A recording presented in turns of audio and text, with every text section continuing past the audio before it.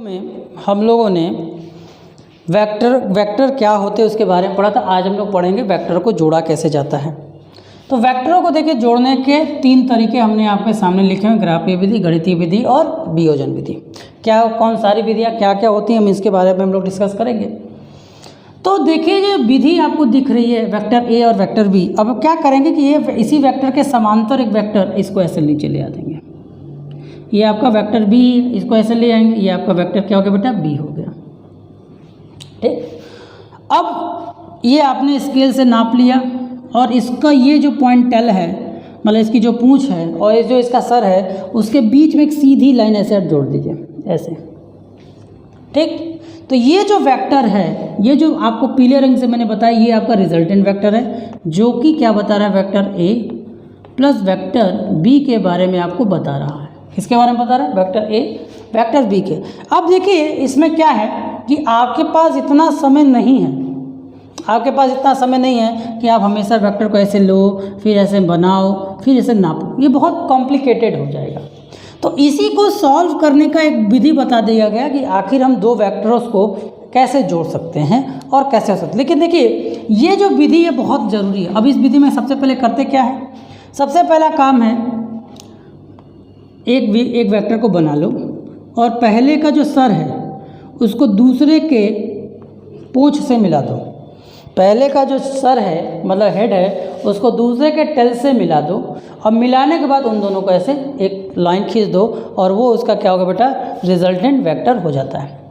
इसी तरह मान लीजिए कि अगर कई सारे वेक्टर्स हो, मान लीजिए अगर कई सारे वेक्टर्स हो, अभी तो मान लीजिए 2 ही वेक्टर्स लिए, अगर कई सारे वेक्टर्स हों तो हम उसको क्या करेंगे बेटा, अगर हम कई सारे वेक्टर्स को लें तो मान लो एक वेक्टर मान लीजिए आपका क्या है, ये है ए, फिर एक और वेक्टर है मान लीजिए इसी के पूंछ के साथ हम टेल एक और वेक्टर है, ये वेक्टर है बी, फिर एक और वेक्टर है ऐसे वेक्टर सी, और फिर एक और वेक्टर है मान लीजिए ये वेक्टर सी डी। अब जरूरी है कि जो दिशा हम बना रहे हैं वही दिशा, बहुत सारी दिशाएं हो सकती हैं, तो हमने ये 3-4 वेक्टर बनाए।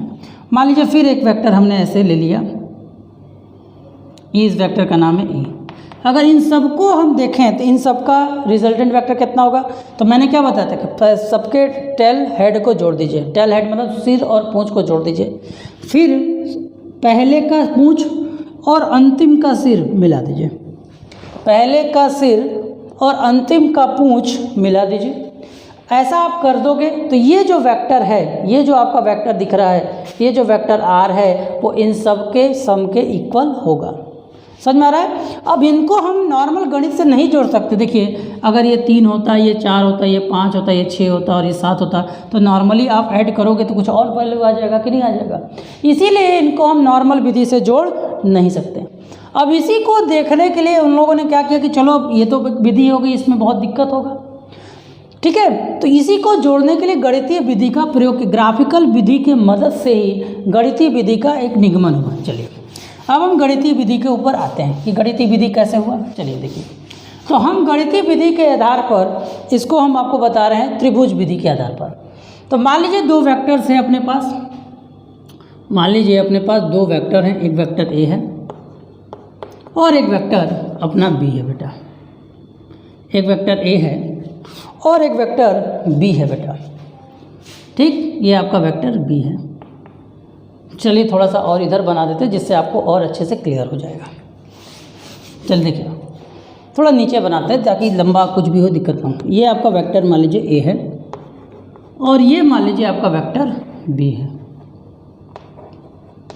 ठीक, अब इनके बीच में मान लीजिए ये आगे अगर जाता तो इसके बीच में जो एंगल होता वो थीटा होता मान लीजिए। और आपको पता है त्रिभुज के नियम से कि या कोई भी नियम, इतना त्रिभुज मत याद करो, सिंपल से याद रखो, सर पूंछ मिलाना है तो इन दोनों को मिला दोगे, इन दोनों को मिला दिया आपने और ये आपका बन गया बेटा रिजल्टेंट वेक्टर। अब हमें इसकी वैल्यू को निकालना है।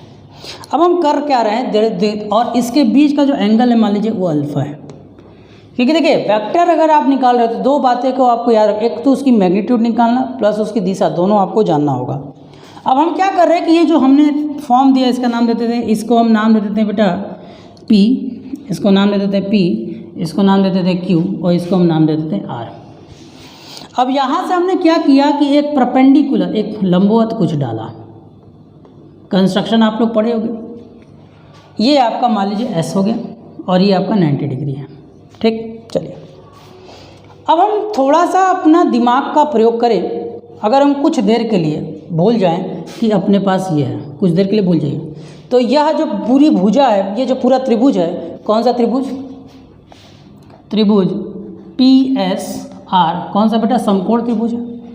कौन सा बेटा? समकोण, समकोण है। तो अगर ये भुजा समकोण है बेटा, तो समकोण के आधार पर ये आधार हो गया और ये आपका बेटा लंब हो गया। वो क्या हो गया बेटा? आधार हो गया और वो आपका क्या हो गया बेटा? लंब हो गया। तो आधार और लंब हो जाने के कारण अब ये देखिए जो R है, हम अभी सिर्फ इसके मैग्नीट्यूड की बात कर रहे हैं बेटा, तो जो R का स्क्वायर होगा वो किसके बराबर होगा बेटा? वो बराबर होगा बेटा P और S, मतलब आधार आपका PS है, PS का स्क्वायर प्लस किसके बराबर होगा बेटा? SR के, प्लस किसके बराबर होगा बेटा? SR के। अब देखो जो PS है अपना, जो PS अपना आपको दिख रहा है, वो PS दरअसल दो लोगों से मिलकर बना हुआ है, एक PQ और एक SR, एक PQ और QS। तो अगर हम देखें तो यहाँ पे हम एक स्टेटमेंट देना चाहें तो दे सकते हैं। क्या दे सकते हैं बेटा? क्या दे सकते हैं? जो PS है वो इक्वल है बेटा PQ प्लस QS के। वैल्यू को पुट कर दीजिए तो यहाँ आपका हो जाएगा बेटा PQ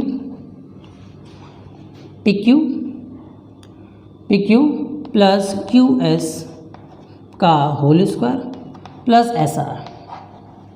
ठीक, अब देखिए ये आपका SR का स्क्वायर हो गया। अब चाहें तो आप पहले इसको खोल लीजिए या अभी इसको रहने देते हैं, इसको हम ऐसे रख देते हैं जिससे हमारा करना थोड़ा सा इजी हो जाएगा, इसलिए हम इसको क्वेश्चन नंबर 1 मानकर छोड़ देते हैं।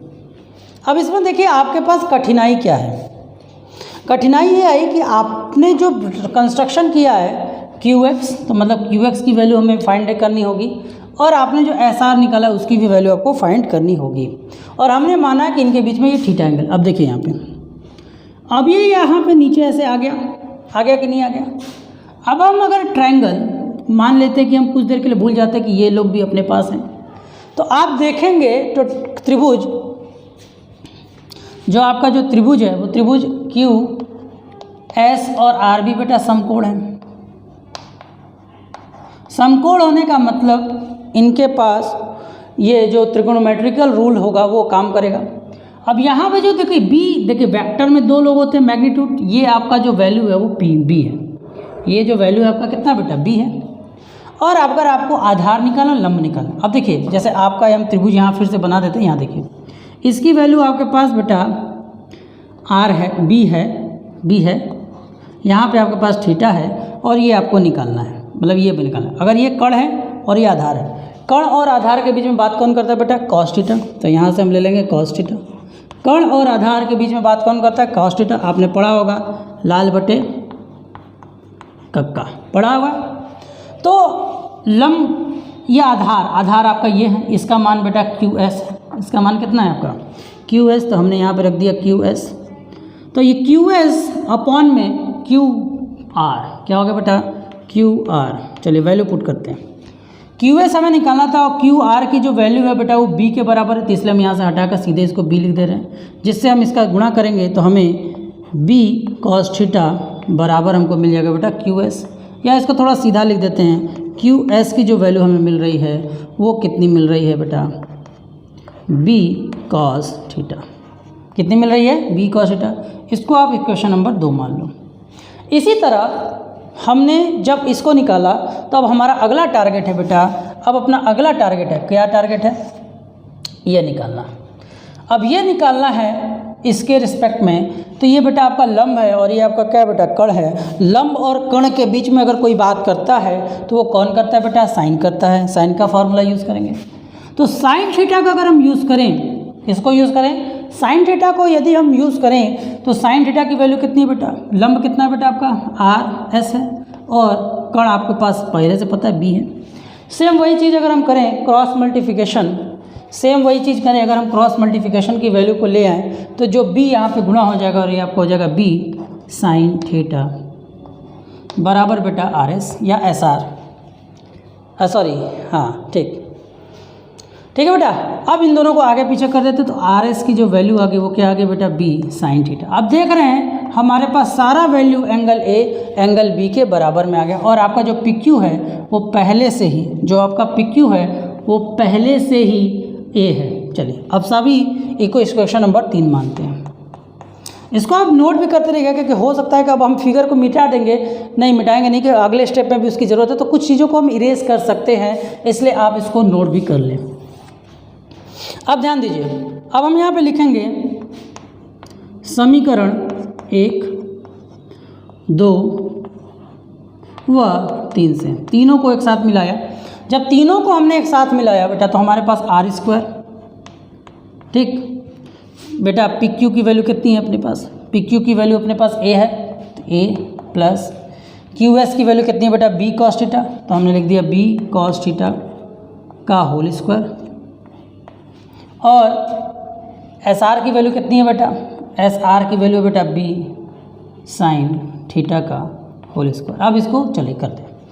अब इसको हम क्या करते हैं, आराम से a प्लस बी का होल स्क्वायर का प्रयोग करते हुए इसको हम लोग जोड़ देते हैं। अब हम क्या करते हैं, इसको a प्लस बी के होल स्क्वायर का फॉर्मूला यूज़ करते हुए इसको हम लोग जोड़ देते हैं। चलिए जोड़ने का प्रयास करते हैं। तो चलिए जोड़िए, यहाँ पर थोड़ा सा ऊपर से लेते हैं फिर नीचे आ जाएंगे। तो a प्लस बी का होल स्क्वायर क्या होता है, ए स्क्वायर क्या होता है, मैं आप फॉर्मूला लिख भी दे रहे हैं। a प्लस बी का होल स्क्वायर उसे लिखना नहीं चाहिए, क्योंकि आपको याद होगा, अब तक कितने बार यूज़ किए होगे आपको, होता है, हो गया, ये आपका हो गया।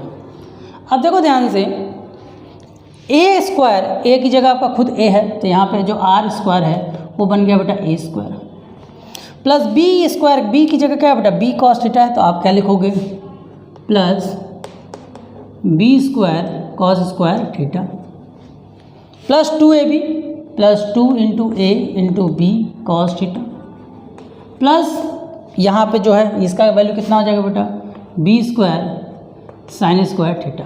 चलिए अब एक काम करिए, बी स्क्वायर इन दोनों को पहले आगे ले लीजिए, चाहे तो हम डायरेक्ट भी कर सकते हैं, लेकिन आपको थोड़ा सा मुश्किल हो सकता है।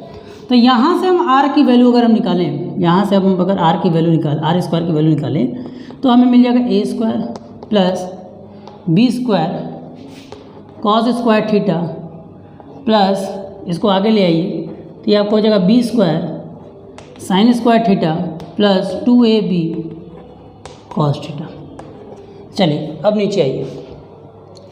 अब यहाँ से हम नीचे आएंगे तो जो r की जो वैल्यू आएगी वो कितनी आ जाएगी बेटा, इन दोनों में से ए स्क्वायर, और यहाँ से बेटा बी स्क्वायर आपका कॉमन हो गया, और अंदर क्या बच गया आपका sign square theta plus cos square theta, और बाहर में आपका क्या बच गया बेटा 2ab cos theta, 2ab cos theta. चलिए देखिए, अब यहाँ तक आप लोग जब पहुँच गए, जब आप यहाँ तक आप लोग पहुँच गए तो अब यहाँ पे जो r की वैल्यू आई, आर स्क्वायर की वैल्यू वो आई है बेटा A square plus B square, ये sign square theta plus cos square theta की वैल्यू आप लोग को याद होगा, ट्रिग्नोमेट्री से 1 हो जाता है, तो ये पूरा वैल्यू 1 हो गया, और आपको मिल गया 2ab कॉस थीटा, या इसी को आप r के रूप में लिखोगे तो root over A square plus B square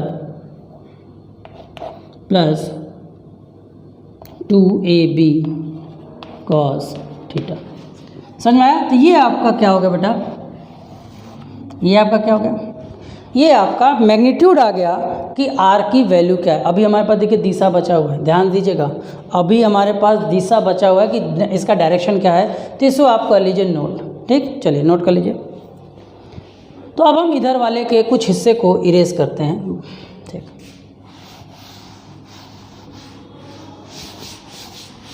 अब देखिए दिशा निकालते समय ज़्यादातर हम tan की प्रयोग करते हैं, तो मान लीजिए हम tan थीटा ले लेते हैं, tan अल्फ़ा ले रहे हैं, तो ये पूरा समकोण त्रिभुज अगर हम ले तो इसको हटाना पड़ेगा। समकोण त्रिभुज के आधार पर अगर हम बात करें तो tan का मान क्या होता है बेटा, लंब बटे आधार, लंब आपका क्या बेटा RS है, और आधार आपका क्या बेटा PS है। तो RS की वैल्यू अपने पास पहले से बेटा, RS की वैल्यू देख लो, अच्छा रुक जाओ, पहले RS यहाँ लिख दिए, और PS की जो वैल्यू है वो आपका बेटा PQ प्लस QS के बराबर है। अब यहाँ से जब tan अल्फ़ा तुम लोगे तो आर एस की वैल्यू आपके पास कितनी है, आर एस की वैल्यू देखो हम लोग पहले से निकाल कर रखे हुए हैं, कितना निकाल कर रखे हुए हैं, b sin थीटा, और पी क्यू की वैल्यू कितनी है बेटा, पी क्यू की वैल्यू देखो पहले से हमारे पास इसका जो मैग्नीट्यूड है वो कितना है बेटा, a है, प्लस अब इसका देखिए तो इसका वैल्यू कितना है बेटा, b cos थीटा है। ठीक, तो इस तरह से हमारा जो वेक्टर के लिए दो चीज़ें की हमें ज़रूरत थी वो दोनों अपने पास आ गई बेटा। क्या आ गई कि जो रिजल्टेंट वेक्टर जो है अल्फ़ा कोण से जाएगा with respect to vector A, with respect to vector A, with respect to what, vector A. चलिए इरेज कर देते हैं। अब इन दो जो आपके जो समीकरण आए, अब इस समीकरण को ध्यान से देखिए। इस समीकरण से हमें क्या क्या पता चलता है। पहला बात कि अगर cos थीटा की वैल्यू 90 डिग्री कर दी जाए, cos थीटा बराबर अगर हम cos 90 मान लें, मतलब थीटा की जो वैल्यू अगर हम 90 डिग्री कर दें तो हमारा जो वैल्यू आएगा आर का वो कितना आएगा, √a² प्लस b² के बराबर आएगा। क्यों कि cos 90 की जो वैल्यू होती है वो 0 हो जाती है। अब हम देखें तो r का अधिकतम मान कब आएगा, जब cos थीटा बराबर cos 0 होगा। cos 0 होने का मतलब क्या है कि वेक्टर a भी इधर ही है और वेक्टर b भी इसी पर है, वेक्टर a और वेक्टर b दोनों इसी पर है। तब देखिए यहाँ पे, तब उस समय जो r की वैल्यू होगी वो क्या होगी, √a² प्लस b² और cos 0 का मान 1 होता है, आपका हो जाएगा बेटा 2ab। अब देखिए a² plus b² plus 2ab क्या बन गया, a प्लस b का होल स्क्वायर बन गया। तो यहाँ से जो r की वैल्यू आ गई वो कितनी आ गई बेटा, a प्लस b का होल स्क्वायर आ गया, जिससे आपका रूट हट गया।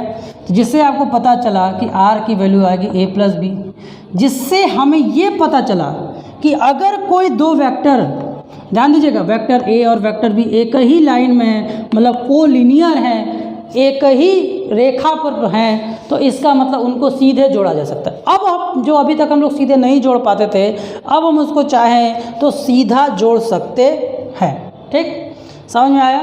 इसी तरह अगर cos की वैल्यू 180 ले लीजिए, 180 का मतलब कि वेक्टर a इधर हो, मान लीजिए ये वेक्टर a इधर हो, ठीक है, और वेक्टर b का डायरेक्शन हो, एक ही तल एक ही रेखा पर हो लेकिन डायरेक्शन बदल जाए, तो उस समय जो cos थीटा की, अब इसको नोट कर लीजिए फिर बताते हैं आपको, ठीक है।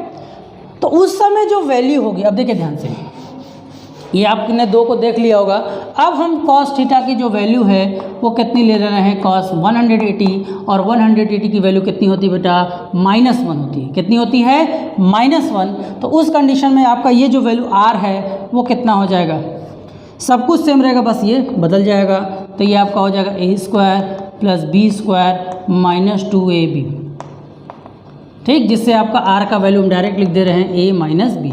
मतलब रिजल्टेंट वेक्टर को डायरेक्ट प्लस और डायरेक्ट माइनस भी किया जा सकता है, लेकिन उसके लिए एक कंडीशन है, और वो कंडीशन क्या है अपने पास, वो कंडीशन है बच्चा कि किसी भी तरह आप उसको एक लाइन में ले आने का। अब यही वो इम्पॉर्टेंट बात था जो कि वियोजन के घटना को लाने में हमारा बहुत बड़ा मदद किया। तो ये हो गया त्रिभुज के विधि के द्वारा हमने वेक्टर के एडिशन को प्राप्त किया।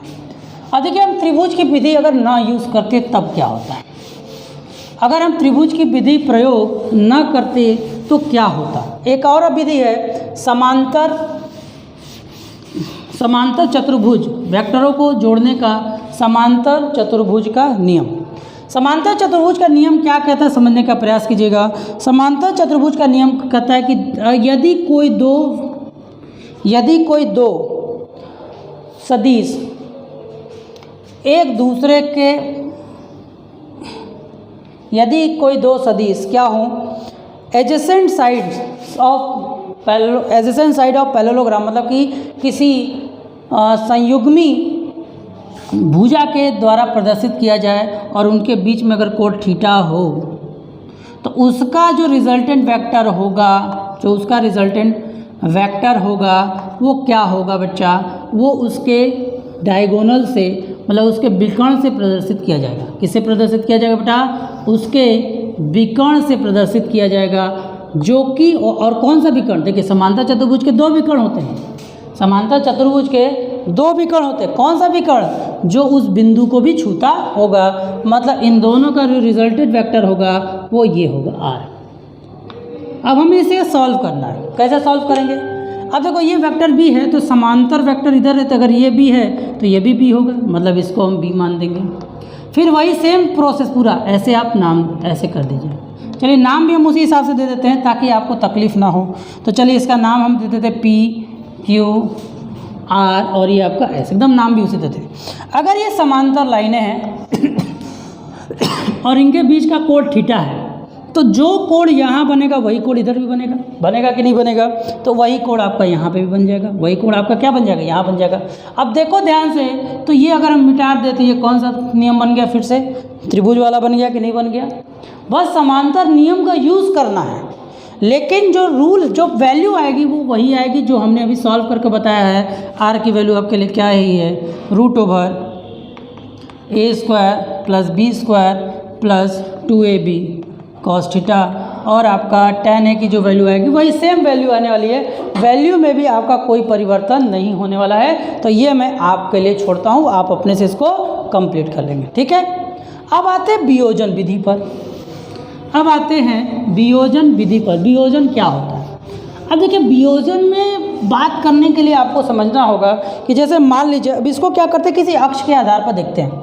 मान लीजिए कोई एक वेक्टर ए इसे जा रहा है, वेक्टर ए आराम से जा रहा है, तो हमने सोचा कि किसी तल के आधार पर, मान लीजिए कोई तल आपका क्षैतिज तल, ये आपका बेटा क्षैतिज तल है। ये कौन सा तल है बेटा? क्षैतिज तल है।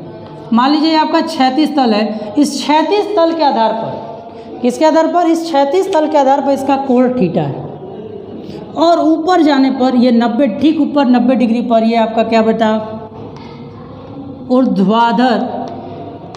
ऊर्ध्वाधर कोई तल है। अगर ये थीटा है तो ये कितना होगा बेटा? अगर ये थीटा है तो ये 100% क्या होगा बेटा? 90 माइनस थीटा होगा। चलिए वियोजन के बारे में हम लोग डिस्कस करते हैं। अब देखिए क्या होगा कि अगर हम इसको एक ऐसे मान लो कोई डाल दें, मान लो हमने ऐसे कोई इसको डाल दिया, इसको ऐसे कोई नाम दे दिया, इसका नाम ए, इसका नाम हम पी दे देते हैं, इसका नाम दे देते हैं क्यू, और ये अपना ओ है। अब मैं जो बोल रहा हूँ उस पर आप लोग थोड़ा सा फोकस कीजिएगा। ये आपका क्यू है। अब अगर हम देखें तो ये कौन सा त्रिभुज बन रहा है? ये त्रिभुज बन रहा है बेटा, समकोण त्रिभुज बन रहा है। और समकोण त्रिभुज बन रहा है तो देखिए हमारे पास ए का मैग्नीट्यूड है, मान लेते हैं ए का मैग्नीट्यूड अपने पास है। तो अगर अपने पास ए का मैग्नीट्यूड है तो हम क्या लिख सकते हैं इसको? अब देखो अगर हम इसका कॉस प्रोडक्ट ले लें, कॉस थीटा ले लें, तो कॉस की वैल्यू क्या होगी बेटा? आधार आपका क्या बेटा? आधार आपका क्या बेटा? आधार जो है आपका वो है बेटा पी क्यू, और कण कितना है बेटा? पी ओ है। और कण की वैल्यू को हम लोग ए मानते हैं। क्या मानते हैं बेटा? ए मानते हैं। ठीक, तो ये आपका पी क्यू जो हो गया, सॉरी जो आपका, अच्छा पी क्यू हो गया, और एक आपका ओ क्यू होगा। सॉरी कॉस का बात करेंगे तो बेस अपॉन हाइपोथेनस, बेस आपका क्या बेटा? ओ क्यू है, और कण क्या बेटा? ओ पी है। और ओ पी की वैल्यू कितनी है? अब ओ पी की वैल्यू कितनी है इस पे हम लोग को फोकस करना है। चलिए देखिए, तो ये आपका जो होगा वो क्या हो जाएगा बेटा? ओ पी हो जाएगा, और ओ पी की वैल्यू हम कॉस थीटा बराबर कितना आ जाएगा बेटा? जो ओ क्यू की वैल्यू आ जाएगी, जो हमारा ओ क्यू की वैल्यू आ जाएगी वो कितनी आ जाएगी बेटा? वो अपॉन में ए हो जाएगी, और यहाँ से हम ए का क्रॉस मल्टीप्लिकेशन कर देंगे तो ए कॉस थीटा का जो वैल्यू हो जाएगा उसको हम लिखेंगे ओ क्यू। इसी तरह अगर हम इसमें परपेंडिकुलर डालें, अब हमारा कोण इसमें भी, अब इसका हम डालें, इसका नाम दे देते हैं, मान लीजिए इसका मान लीजिए एस दे देते हैं। तो अब ये भी त्रिभुज देखिए, तो अब आपका समकोण त्रिभुज बन गया। इस पर भी अगर हम कॉस प्रोडक्ट लें, अब इस पर भी अगर हम क्या ले लें बेटा? कॉस प्रोडक्ट ले लें, तो यहाँ पे देखिए कॉस में यहाँ पे बेस आपका ये है, तो अब यहाँ पे अगर हम कॉस लें तो इसकी डिग्री कितनी बेटा? 90 माइनस थीटा है। इसकी जो डिग्री है वो कितनी है? कॉस 90 माइनस थीटा है, और कॉस 90 माइनस थीटा के आधार पर इसका जो बेस है वो कितना बेटा? एसओ है, और जो ये जो हाइपोथेनस है वो तो बेटा ओपी है, और ओपी की वैल्यू कितना है बेटा? ए है। तो आपका एसओ और ये बन गया बेटा vector A cos 90 minus theta. अब कॉस 90 माइनस थीटा किसके बराबर होता है बेटा? कॉस 90 माइनस थीटा किसके बराबर होता है? साइन थीटा के बराबर। तो अब हम क्या करेंगे? यहाँ पर यूज़ करेंगे ए साइन थीटा बराबर एसओ। इसका मतलब ये दो प्रोडक्ट आपका मिल गया, ये प्रोडक्ट मिल गया आपका एक साइन कॉस थीटा और ये आपका क्या मिल गया ए साइन थीटा। तो इसका मतलब कोई भी वेक्टर अगर किसी तल से ऐसे जा रहा है और उसको किसी भी प्लेन के आधार पर हम रखें, किसी भी प्लेन के आधार पर रखें, तो उस प्लेन के आधार पर रखने पर ये जो थीटा बनाता है इसके आधार पर ये बन जाएगा ए कॉस थीटा, जिसको हम लोग 36 घटक करते हैं, और ये बन जाएगा बेटा ए साइन थीटा। ठीक, अब देखो ध्यान से, अगर मान लो कि वेक्टर ऐसे जा रहा है और थीटा इसके साथ है, वेक्टर ऐसे ही जा रहा है लेकिन थीटा इसके साथ है, जिसके साथ थीटा होगा वही 36 घटक माना जाएगा। तो अब यहाँ पर ए कॉस थीटा ये होगा और आपका ए साइन थीटा ये हो जाएगा। ठीक है, इस बात को बहुत अच्छे से ध्यान दीजिएगा। अब चलिए देखते हैं इसका हमारे दैनिक जीवन में क्या उपयोग है, मतलब कि वेक्टर के एडिशन में इसका क्या रोल है। चलिए इसको नोट कर लिया आपने। चलिए अब इसको हम लोग समझने का प्रयास करते हैं कि क्या वेक्टर के एडिशन में इसका कोई रूल है कि नहीं है। तो देखिए रूल है कि नहीं है। जैसे मान लीजिए एक वेक्टर आपका ए ऐसे जा रहा है और एक वेक्टर बी है और इसको हम लोगों को जोड़ना है। अब एक वेक्टर ई है और इसको हमको जोड़ना है, तो किसे जोड़ेंगे भाई, सोचिए कैसे जोड़ेंगे। तो वेक्टर ए के मान लीजिए कि वेक्टर ए आपका ऐसा ही है और वेक्टर ए के डायरेक्शन में हमने इसको ऐसे लिया, वेक्टर ए के डायरेक्शन में हमने इसको ऐसे, वेक्टर ए के डायरेक्शन में बी को हमने दो पार्ट में तोड़ा, तो बी का एक पार्ट आपका हो गया बेटा क्या हो गया, ये आपका हो गया ए बी कॉस थीटा, क्या हो गया आपका ये बी कॉस थीटा, और एक इसका जो पार्ट हो गया वो कितना हो गया बेटा बी साइन थीटा। तो अब ए वाला वेक्टर और बी वाला बी कॉस थीटा वेक्टर एक लाइन में आ गए, दोनों के दोनों कहाँ आ गए बेटा ए लाइन में आ गए। तो इन दोनों का जो रिजल्टेंट आया वो कितना आया बेटा ए प्लस बी कॉस थीटा, कितना आया, इन दोनों का जो रिजल्टेंट आया वो कितना आया ए प्लस बी कॉस थीटा। आपने देखा कि दोनों अगर आ जाए, लेकिन अभी अपने पास ये है, अब देखिए ध्यान से, इन दोनों के ऐड के कारण दो प्रोडक्ट बने। एक वेक्टर आपका ऊपर ऐसे सीधा जा रहा है जिसका नाम है बी साइन थीटा, और एक वेक्टर आपका सीधा इधर जा रहा है जिसका नाम अब हो चुका है ए प्लस बी कॉस थीटा। क्या हो चुका है, अब आपके पास दो वेक्टर हो गए ये और ये। अब ये दोनों एक दूसरे के साथ कितने डिग्री को बना रहे हैं, दोनों एक दूसरे के साथ 90 डिग्री का बिल्डअप कर रहे हैं, लेकिन डिग्री आप देख लिए तो 90 डिग्री के लिए रिजल्टेंट का वैल्यू आपको पता ही क्या होता है, ए प्लस बी का होल ए स्क्वायर प्लस बी स्क्वायर होता है। और ए की जगह आपके पास ये है, ए की जगह आपके पास ये है और बी की जगह आपके पास ये है, मतलब कुल मिलाकर ए की जगह ये हो गया। अब आप इस रूल का भी यूज़ कर सकते हैं। वियोजन का मतलब होता है जितने उसको कंपोनेंट में तोड़ दिया जाए, अगर मान लीजिए कि इसका कोई घटक होता है अगर नीचे की तरफ, तो ये इसको कैंसिल कर देता। ठीक है, समझ में आया।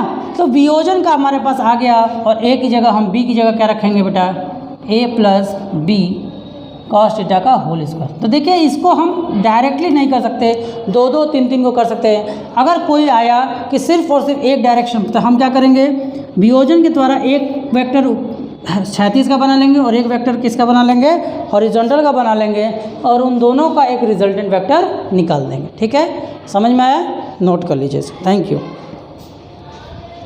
तो नेक्स्ट वीडियो में हम लोग मिलेंगे कि वेक्टरों को घटाया कैसे जाता है।